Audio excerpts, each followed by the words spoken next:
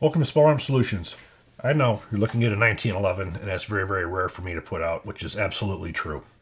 However, I've taken a look at this one, and I have to say, for as far as 1911s that I've looked at in the past, I was actually quite fond of it. Now, this is developed by Springfield Armory, and it was just released on the 20th of December. So this is a new product from Springfield Armory. And what we see here basically is a customized pistol that's sold in large numbers. Now, when you're looking to buy 1911s, if you're looking for a quality one, you're going to be spending well over $1,000, and in a lot of cases, 2, 3, and up, depending on what you want. But what you're really looking for is that quality of that pistol. And looking at this Springfield Armory, that quality's there. Now, basically, of course, you have a 7-8 shot 1911. The magazines are all out of Italy. They're Mekar magazine, 8-round magazines. Dimensions are typically what you would expect out of the 1911. You're looking at a total length of 8.6 inches. You're looking at a height of 5.25, weight of 42 ounces. Now, the sights on here, which are really, really nice, where in the back you have your solid sights. You have your solid 2 dots. And in the front, you have a tritium night sight, which makes this, again, a self-defense type pistol, a good pistol for home defense if you're a 1911 guy. Now, for as far as the safeties are concerned, this is typically what you would expect out of 1911. You have your grip safety. You do have a very easy to get to ambidextrous safety as well. Now, the Beavertail, this is relatively important to me. One of the things that I despise about the feel of the M1911s is the military type grip safety is relatively narrow. And when you fire, for me anyways, that digs into my hand and causes some bruising and some scraping. Very, very uncomfortable. Now, with the good Beavertails, that takes care of that issue. So you also have a flat mainspring housing, which has got some checkering on it. You have a low mass hammer on here, which is very easy to get to. Now, the one thing this does not have, because Springfield Armory keeps with the true 1911 designs, is you don't have a firing pin safety like the Series 80s Colts. Now, for me, that's always been an issue. I've talked about it in the past for as far as safety is concerned. As a forensic scientist, I've had issues. I've had cases that have come up with the 1911s where they've been dropped on the muzzle and they've gone off with the hammer cocked and in the locked position, because you do have a firing pin that's free floating in there with a spring. And you have the combination of a soft primer and a direct hit, they can go off. The case particularly that I had, it was from approximately 4 to 5 feet, that area in there. If it was dropped on the muzzle, there's a chance that it would go off.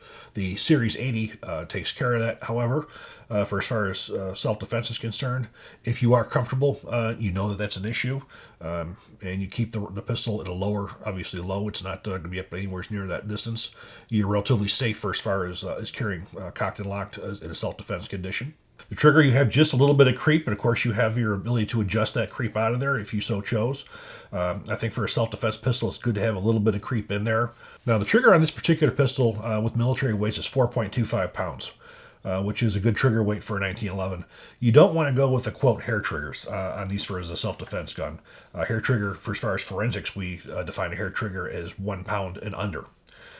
With this having about 4.25, it's going to require you to put some effort onto here for that pistol to go off. So for as far as the safety is concerned, that's a good thing.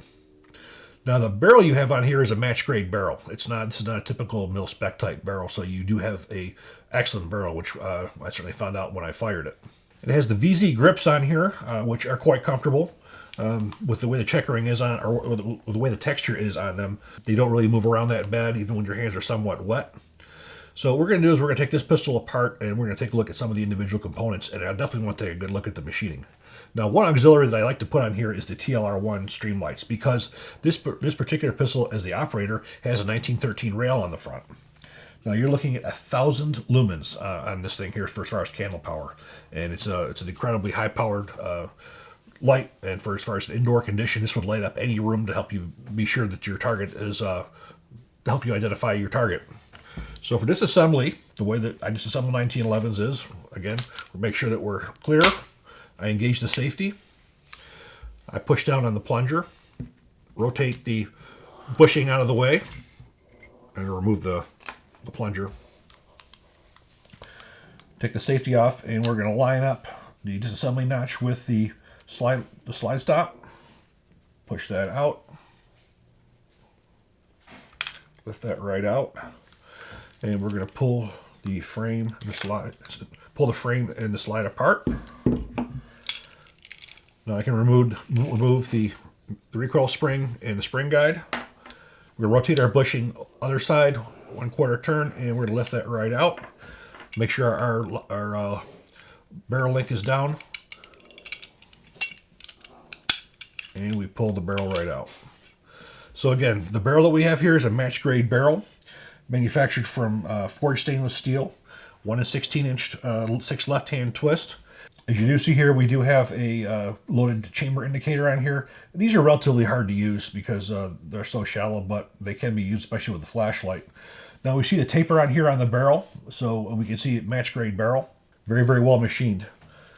Now taking a look at the slide, we have forward serrations as well as rearward serrations. Very good, very easy to get to. And then as we see, the fit and finish on here is beautiful. I mean, you can hardly see any machining on here, period.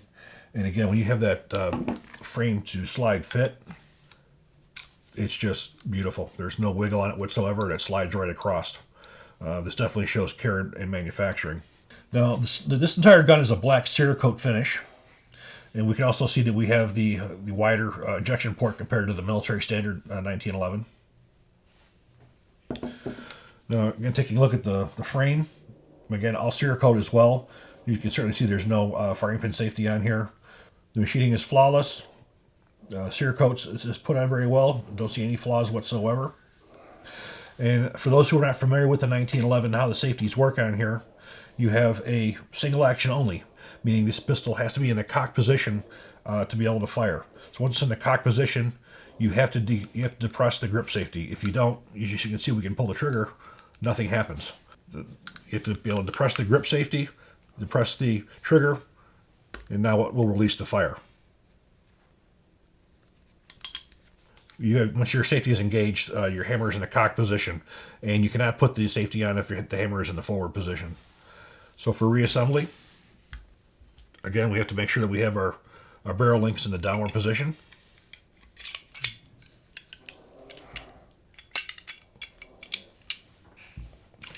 Drop in our barrel bushing.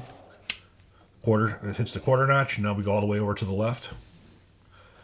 Lift our barrel link upward. We're going to insert our recoil spring end forward. You also see that there are 2 legs on the spring guide. Make sure that's in the downward position. So we have the barrel link drop downward. Now we're going to insert onto the frame.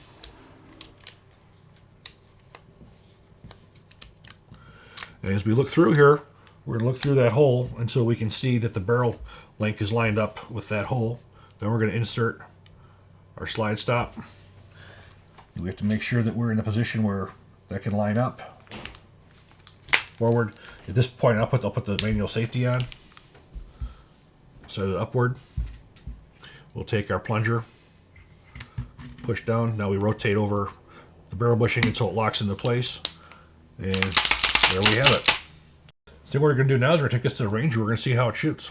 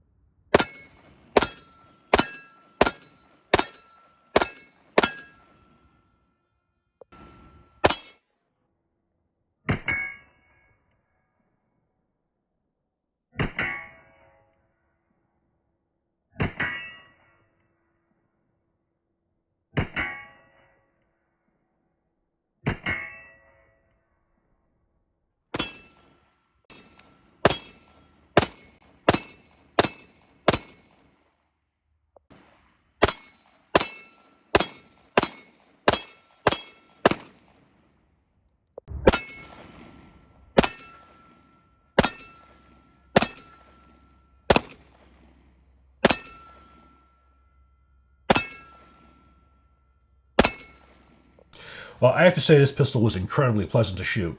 The accuracy you can see from the paper target, excellent. But more importantly, once we were on the steel targets, we saw how well it shot and how well it hit. Yeah, the recoil is heavier in the 1911 versus, for instance, a Glock 21 or HK USP, or some of the more modern polymer pistols.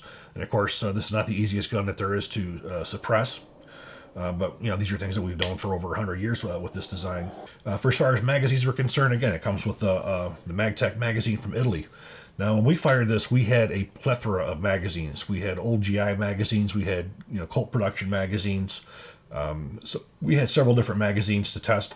Everything worked 100%. Everything locked back on the last shot. There was no compatibility. Now, for as far as ammunition, most of the ammunition that we used here was Black Hills 230 grain full metal jacket. However, we did try some hollow points. The SIG V Crown and the Federal Hydroshock were both used, and this pistol took all of those without any issues whatsoever. So again, you don't often see me do reviews on 1911s. I have in the past some of the SIGs. This one here I looked at, and again, I was actually quite fond of it. It shot very well for a 1911. The fit and finish was awesome. Excellent price.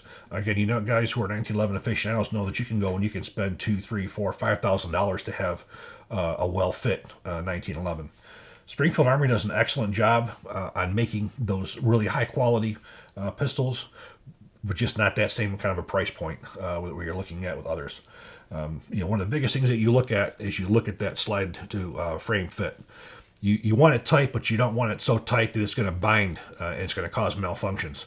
This particular one here, the way this is fit, is ideal for that accuracy where you don't have that movement, but it's not so tight that you're going to have to worry about it malfunctioning when it gets a little bit of dirt in it.